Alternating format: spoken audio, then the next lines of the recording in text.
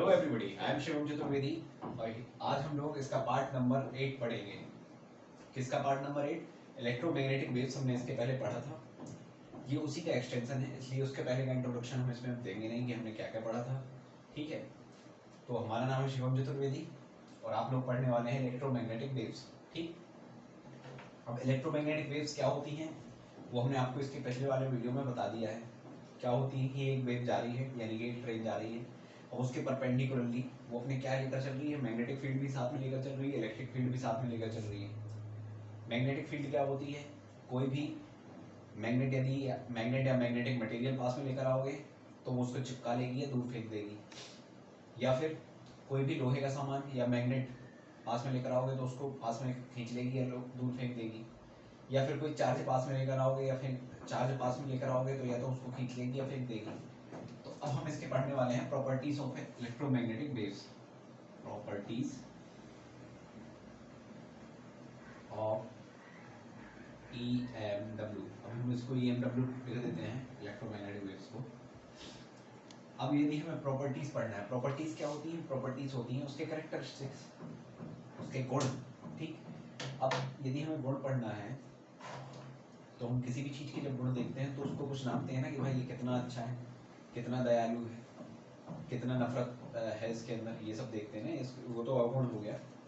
कितना दयालु है, कितना दानी है, ये सब देखते हैं, ये गुण होते हैं। कितनी सेवा करता है। तो वैसे ही हम इसका देखेंगे, कुछ पैरामीटर्स होते हैं इसके। अब ये पैरामीटर्स क्या होते हैं? पैरामीटर्स वो चीज़ होती है जिसको हम कैलकुलेट कर सकें। ठीक, पैरामीटर्स वो चीज़ होती है जिनको हम कैलकुलेट कर सकें किसी भी चीज़ के लिए, वेव्स के लिए नहीं, किसी भी चीज़ के लिए। तो अब वेव्स के पैरामीटर्स हम पढ़ने वाले हैं। इसके पहले कि हम इलेक्ट्रोमैग्नेटिक वेव्स के पैरामीटर्स या प्रॉपर्टीज़ के बारे में जाने, हम यदि वेव के प्रॉपर्टीज़ को जान लेंगे तो इलेक्ट्रोमैग्नेटिक वेव्स की प्रॉपर्टी ऑटोमेटिक क्लियर हो जाएंगी। तो पुनः होती है किसी भी वेव की पैरामीटर। यदि आप क्लास 9th में पढ़ चुके हो तो आप ये पूरा वीडियो स्किप कर सकते हो। एंड में थोड़ी सी हम वेव थ्योरी ऑफ लाइट बताएंगे, जैसी मैक्सवेल वाली, वो बस देख लीजिएगा। यदि साउंड चैप्टर आपने क्लास 9th में पढ़ा है तो ठीक, नहीं पढ़ा है तो देख लीजिए। 5 चीज़ें होती हैं। पहली होती है हमारी ये, यानी कि वेवलेंथ। दूसरी क्या होती है? एम्पलीट्यूड। तीसरा क्या होता है? फ्रीक्वेंसी। चौथा क्या होता है? Wave velocity.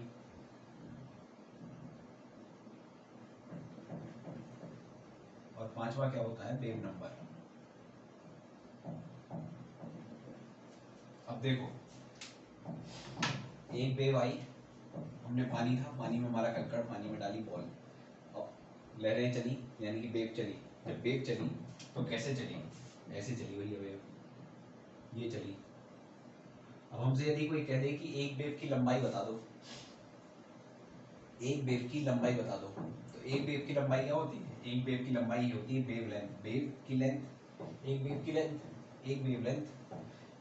लेकिन अब कोई कहेगा कि भैया पानी में ये लहरें जा रही हैं तो जितनी ऊपर जा रही है दिख ऐसी रही है, समझना अब आपको, समझना है अब आपको कि दिख ये ऐसी रही है कि आपको लग रहा होगा कि ये वेव गई, अब यहाँ से कोई नई निकली। नहीं नहीं नहीं नहीं नहीं, यहाँ से ये वेव गई, यहाँ से ये वेव गई, पानी के नीचे गई, अब यहाँ से कोई नई वेव नहीं निकली, यहाँ से वेव गई, ऐसी नीचे निकली और यही ऊपर से चढ़ गई।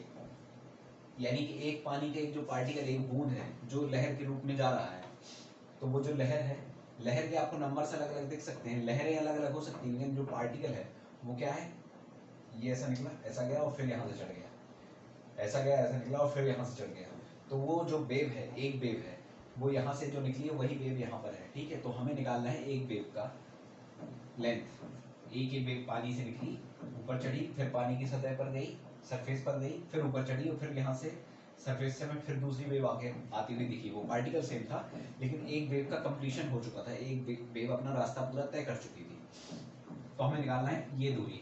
अब कहोगे कि हम पानी के अंदर घुस के तो निकल नहीं सकते, निकाल नहीं सकते इसकी दूरी, तो उसके लिए एक तरीका है, साइंटिस्टों ने बनाया है कि जब वेव ऊपर चढ़ती है अपनी मीन पोजीशन पर, मीन पोजीशन से ऊपर एक एक्सट्रीम में जब जाती है, एक्सट्रीम पॉइंट को टच करती है, तो उसे हम क्या कहते हैं? क्रेस्ट। और जब नीचे का एक्सट्रीम पॉइंट टच करती है उसे हम क्या कहते हैं? ट्रफ।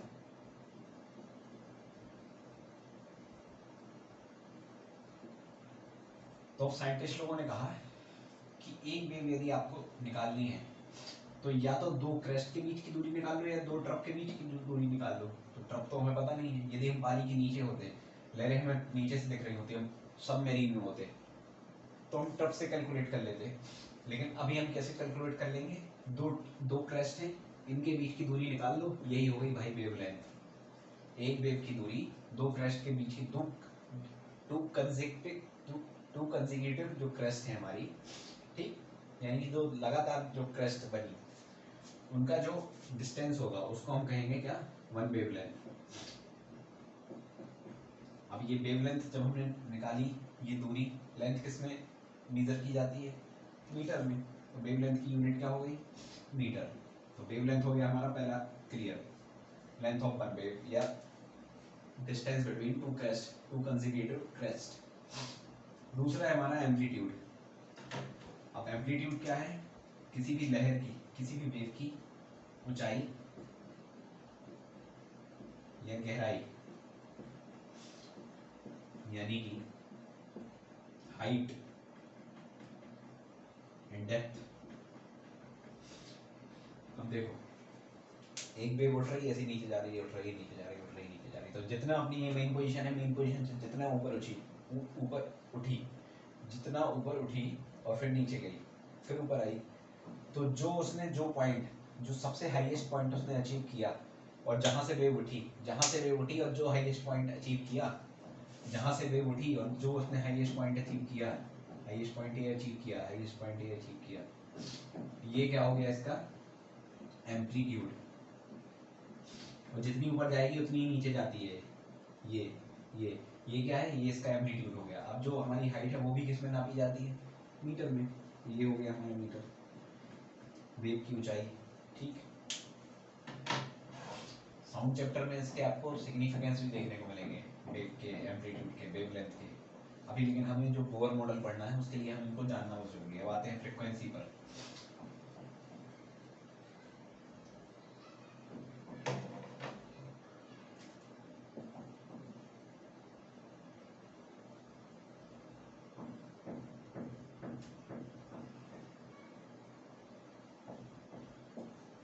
दो वेव बना दी भैया हमने। देखो फ्रीक्वेंसी क्या होती है, समझो बात को।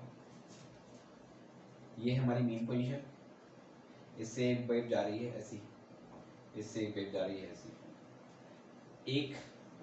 एक पॉइंट हमने मान लिया यहाँ पर, ये मान लीजिए हमने यहाँ पर ये पॉइंट मान लिया, ये पॉइंट, ठीक। अब ये सेम पॉइंट है, इस पॉइंट से एक सेकेंड में, इस पॉइंट से एक सेकेंड में कितने नंबर ऑफ वेव्स निकल गए, वही उस वेव की फ्रीक्वेंसी होती है।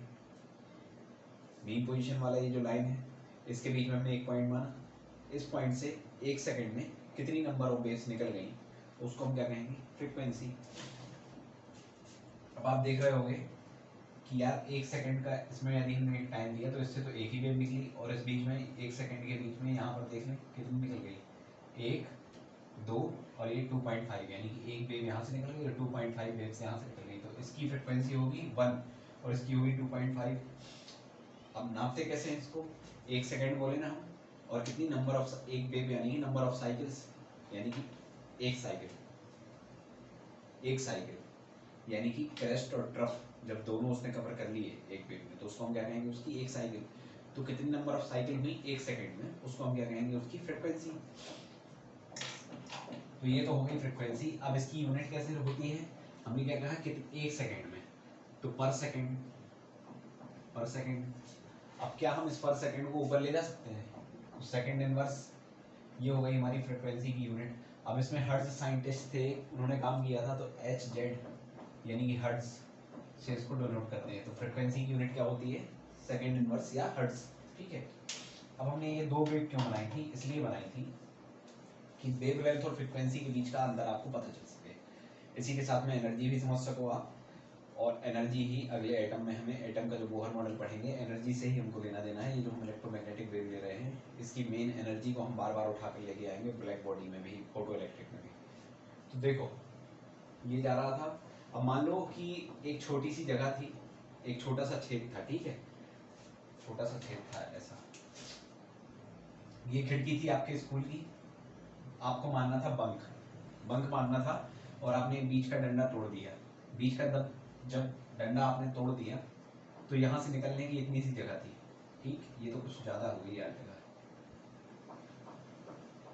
बीच का एक डंडा तोड़ा आपने, इतनी सी जगह बचा पाए, ठीक, बना पाए आप निकलने के लिए। अब बताओ कि यदि हम टाइम दे दें, पर यूनिट टाइम दे दें, चलो 1 सेकंड की जगह 1 मिनट दे दें, 1 मिनट में इससे पतले लोग ज्यादा निकलेंगे या मोटे लोग ज्यादा निकलेंगे? पतले लोग ज्यादा निकलेंगे। कैसे? क्योंकि भाई वो बार बार फंसेंगे नहीं ना इसमें, इतनी छोटी सी जगह है, पतले आएंगे सट सट सट सट निकल जाएंगे। मोटा आएगा वो एक में बीच में फंस जाएगा, कहेगा अरे भाई मैं इस तरफ आ जाता हूँ, फिर से लौट के जाएगा ही नहीं वो। तो ये वेवलेंथ क्या है? वेवलेंथ, अब ये मान लो कि अब ये शार्क मछली है, शार्क मछली ऐसे जा रही है, फिर ऐसे ऐसे ऐसे जा रही है। 1 सेकंड में कितनी ही चल पाएगी भाई? ये नहीं चल पाएगी ज्यादा, ये ज्यादा से ज्यादा कितना, 1 सेकंड में आधी इतनी बस जा पाएगी, फिर उसका टाइम खत्म 1 सेकंड का, तो नहीं भाई अब खत्म तुम्हारा। अब ये उसकी जगह मान लो एक कोई हल्का सा इंसेक्ट आ गया, अब इंसेक्ट जाएगा ऐसे ऐसे 3-4 वेव कवर कर लेगा वो 1 सेकंड में। तो काम कौन ज्यादा कर रहा है? इंसेक्ट ज्यादा कर रहा है काम। अभी फिजिक्स भूल जाइए, अभी फिजिक्स पूरा भूल जाइए, मास मत लगाने लगना यहाँ पर, मास का कॉन्सेप्ट की, जो मास है जिसके पास वो फोर्स ज़्यादा लगाए, जो फोर्स ज़्यादा लगाए वो एनर्जी ज़्यादा लगाए। नहीं, वेव में क्या होता है, एग्जाम्पल समझिए कि मछली जा रही है, मछली ज़्यादा से ज़्यादा इतनी आ पाई। अब यदि हम सामने एक स्क्रीन रख लें, अभी एक स्क्रीन रख लें, मास अभी भूल जाना, स्क्रीन रख लें तो एक बड़ी वेवलेंथ यानी कि वेवलेंथ यानी कि अब वेवलेंथ को सपोज करो, पिछले में हमने वेवलेंथ यानी कि ट्रेन बताई, वेवलेंथ यानी कि मछली सपोज करो। तो एक बड़ी मछली आई, ऐसी आई ऐसी आई, और फिर अब ऐसे ऐसे आलस से चल रही है भाई, आलस से चल रही है, लेजीनेस से चल रही है।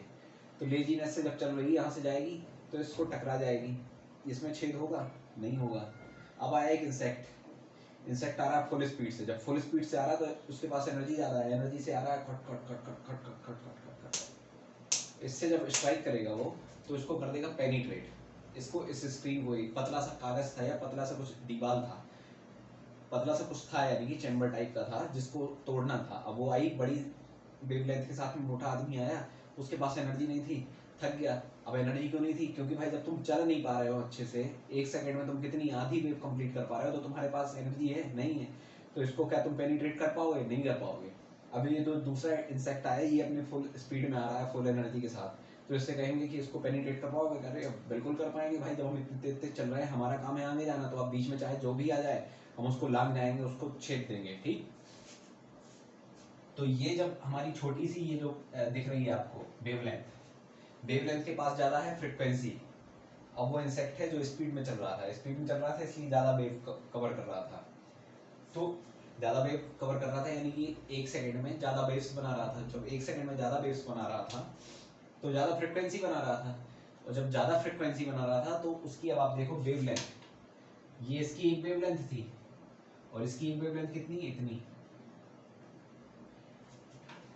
अब देखो ये बड़ा कि ये बड़ा, ये बड़ा कि ये बड़ा, ये बड़ा। फ्रीक्वेंसी किसकी बड़ी, इसकी बड़ी कि इसकी बड़ी, इसकी बड़ी। तो यानी कि अब एक रिलेशन हम यहाँ से निकालते हैं कि ये जो वेवलेंथ होती है हमारी, ये इनवर्सली प्रोपोर्शनल होती है फ्रीक्वेंसी के, ठीक। अब वेवलेंथ इनवर्सली प्रोपोर्शनल होती है फ्रीक्वेंसी की, फ्रीक्वेंसी इनवर्सली प्रोपोर्शनल होती है वेवलेंथ के। और उसी हम कीड़े और शार्क मछली से, मोटे आदमी पतले आदमी से, खिड़की वाले बंक मारने से, एग्जाम्पल से हम आपको क्या बताए कि जो एनर्जी किसके पास ज़्यादा थी, एनर्जी थी उस वाले केस में इंसेक्ट के पास ज़्यादा, इसमें पतले वालों के पास ज़्यादा एनर्जी, यानी कि कौन ज़्यादा निकले, पतले वाले निकले। एनर्जी किसके पास ज़्यादा थी, पतले वालों के पास। हम तो रिजल्ट देखेंगे ना, एफर्ट डजंट मैटर ब्रो। तो जब यहाँ से देखेंगे ना, तो जब पतले वाले ज़्यादा लोग गए तो एनर्जी किसके पास ज़्यादा थी, हम बाहर रिजल्ट देख रहे हैं, कितने बाहर आए, कि भाई हम तो 10 लोग बाहर आए। मोटे कितने बाहर आए, 1 बाहर आया। तो हमारे दिमाग में तो ये बन गया ना कि मोटे के पास एनर्जी नहीं है, नहीं है एनर्जी। तो एनर्जी किसके पास ज़्यादा है, जिसकी फ्रिक्वेंसी ज़्यादा है, जिसकी फ्रिक्वेंसी ज़्यादा है। तो एक और रिलेशन बना देते हैं, फ्रिक्वेंसी 1/एनर्जी, ठीक।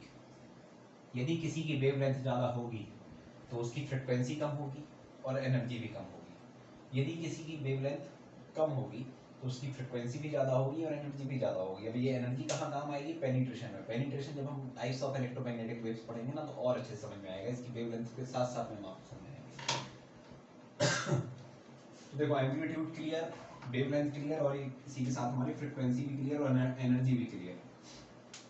अब ये जो हमने ये रिलेशन बनाया, सॉरी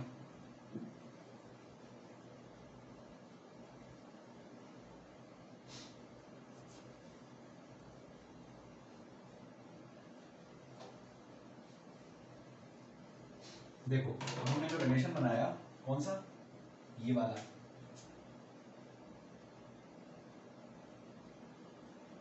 अब हम पढ़ने क्या वाले हैं? वेव वेलोसिटी, यानी कि अभी आप वेव की रफ्तार समझ लो, वेव कितनी रफ्तार से चलती है। तो उस रफ्तार, ये जो हमारा, आप देखो ये जो प्रोपोर्शनलिटी साइन होता है, इसको हटाने के लिए हम क्या लेकर आते हैं? प्रोपोर्शनलिटी कांस्टेंट मैथ में। चलो भाई, यदि जब हम इसको हटाने के लिए प्रोपोर्शनलिटी कांस्टेंट की जगह इक्वल रखेंगे तो ऊपर कोई कांस्टेंट रखना पड़ेगा ना। तो वो जो कांस्टेंट हम रखेंगे तो उसको हम रख देंगे v अपॉन एफ। अब ये f इस तरफ चला जाएगा तो v equals to lambda F. तो ये जो हमारी वेव की रफ्तार है ना, ये तो ऐसे ही आ गई यार। कैसे आ गई? जो प्रोडक्ट आया, किसका product? The product of frequency and wavelength is equals to the speed of wave या वेलोसिटी ऑफ वेव, जब डायरेक्शन की बात कर रहे होंगे हम। तो वेव की रफ्तार भी हम समझ गए। अब फ्रीक्वेंसी की यूनिट हम आपको बता चुके थे और वेवलेंथ की हमें पता है। इसकी क्या थी? मीटर। इसकी क्या थी? Second inverse. तो रफ्तार यानी कि स्पीड की क्या होती है? मीटर इंटू सेकेंड इनवर्स, यानी कि मीटर अपॉन सेकेंड, यही तो होती है स्पीड की। तो स्पीड भी हो गया हमारा क्लियर। स्पीड कैसे क्लियर हो गया? जो प्रोडक्ट होता है किसका? वेवलेंथ का और फ्रीक्वेंसी का, उसको हम कैसे डिनोट करेंगे? v से। v क्या है? Wave velocity. और ये आया कहाँ से? ये हमने आपको जब फ्रीक्वेंसी, एनर्जी और वेवलेंथ, इंसेक्ट, शार्क मछली, पतला बच्चा, मोटा बच्चा, खिड़की से बंक मारना जब समझाया, तब ये रिलेशन हमने बनाया वहाँ पर। नंबर ऑफ साइकिल्स किसकी ज़्यादा थी एक सेकेंड में? जिसकी ज़्यादा थी उसकी ज़्यादा फ्रीक्वेंसी थी, जिसकी साइकिल्स ज़्यादा थी उसके पास एनर्जी ज़्यादा थी, क्योंकि effort doesn't matter and results do. ठीक है, तो ये आ गया हमारा, क्या आ गया? ये रिलेशन आ गया। कैसे? फिर उसको हमने आगे बढ़ाया, प्रोपोर्शनलिटी कांस्टेंट हटाकर इक्वल का साइन रखा। जब इक्वल का साइन रखा तो यहाँ पर v रख दिया। अब इन सब के बीच में ये जो फ्रीक्वेंसी है ना, तो फ्रीक्वेंसी को हम f से ना डिनोट कर इससे न्यू से डिनोट करते हैं, ताकि आपको आगे चल के कंफ्यूजन ना हो। तो एक अंतर समझ लीजिए कि ये जो हमारा v है, सीधा सीधा v, ठीक, इसको हम क्या कहते हैं? Wave velocity. और इसी का एक भाई नहीं, फ्रीक्वेंसी जो है उसको हम कैसे डिनोट करते हैं? ये v बनाया और इसको ऐसा मोड़ दिया। अंतर समझ में आ रहा है? ये v और v बना के इस तरफ मोड़ दिया, इसको हम क्या कहते हैं? Nu, N U. ये किसका साइन होता है? ये होता है हमारे फ्रीक्वेंसी का साइन। तो वेव वेलोसिटी हो गया, फ्रीक्वेंसी हो गया, एम्पलीट्यूड हो गया, वेवलेंथ हो गया। लास्ट एक और पैरामीटर है,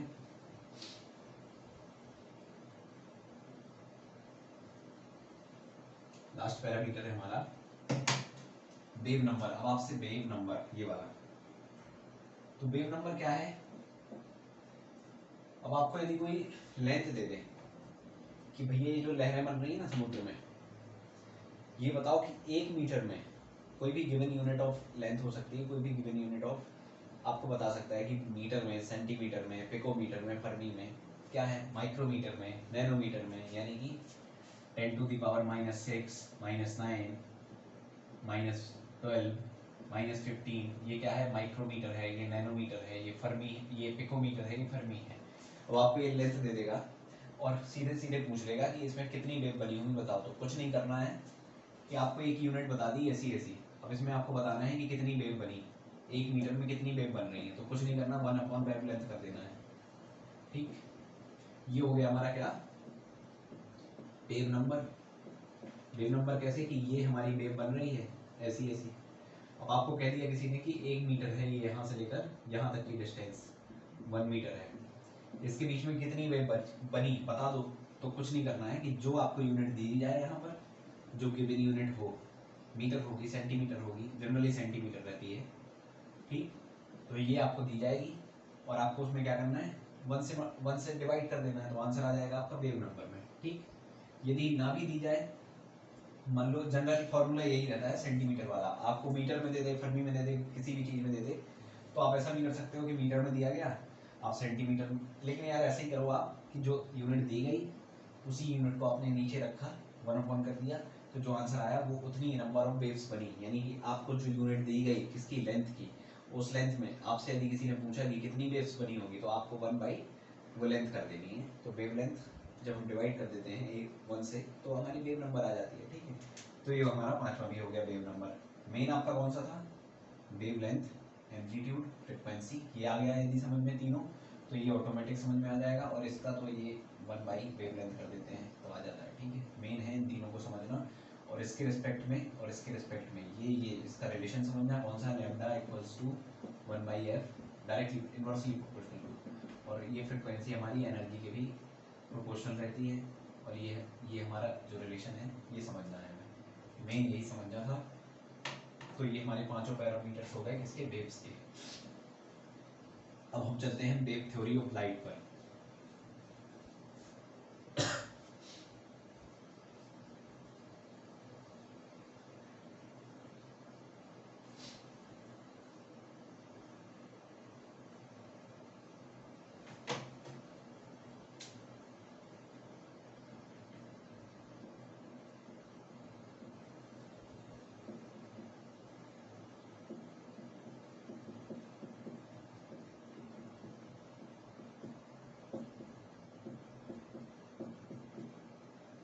देखो, जो वेव थ्योरी ऑफ लाइट है वो इलेक्ट्रोमैग्नेटिक रेडिएशंस के बारे में ही बता रहे हैं। कौन, जेसी मैक्सवेल कब, 1864 में।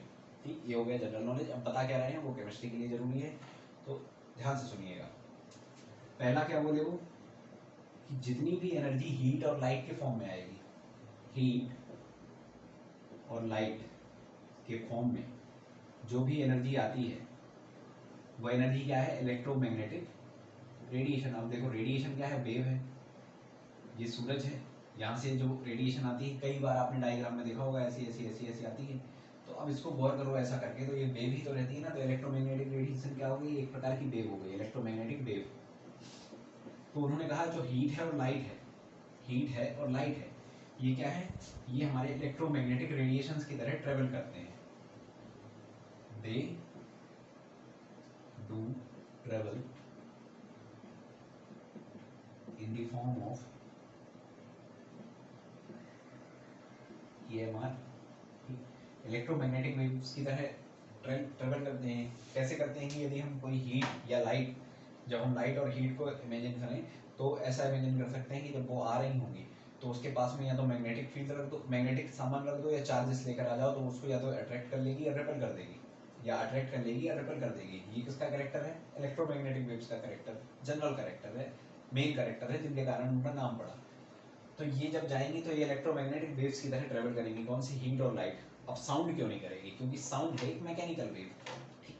क्यों है भाई मैकेनिकल वेव, मैकेनिकल वेव इसलिए है, इसका दूसरा पोस्टुलेट समझिए फिर और अच्छे से आएगा समझ में। तो इलेक्ट्रोमैग्नेटिक वेव्स जो है ना, EMR can travel in vacuum, यहीं पर है पूरा खेल। जो वैक्यूम है ना, वैक्यूम में हीट और लाइट चली जाए, वैक्यूम में इलेक्ट्रोमैग्नेटिक रेडिएशन चले जाते हैं। और इलेक्ट्रोमैग्नेटिक रेडिएशन कौन है, हीट और लाइट। साउंड नहीं है भैया, साउंड है हमारा मैकेनिकल वेव। अब ये है क्या वैक्यूम वाला ये जो सिस्टम है, समझिए गौर से।